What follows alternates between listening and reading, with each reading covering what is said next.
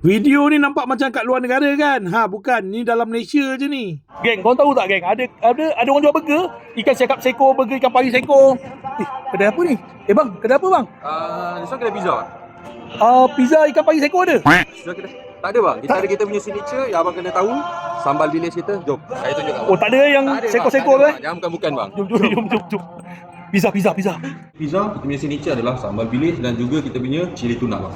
Itu yang abang kena cuba. Order yang large macam ni memang besar. Puas makan dengan family. Saya regular ni pun makan dengan couple tak habis bang. Bungkus bawa balik. Bukan nak puji lah, tapi memang aku nak puji pun. Pizza Too Fat ni walaupun baru buka dekat Pulau Melaka ni, dia punya pizza dah boleh lawan dah yang peringkat antarabangsa tu. Yang paling ori kat sini, dia punya dough tu dia uli sendiri. Bukannya dah siap-siap tu.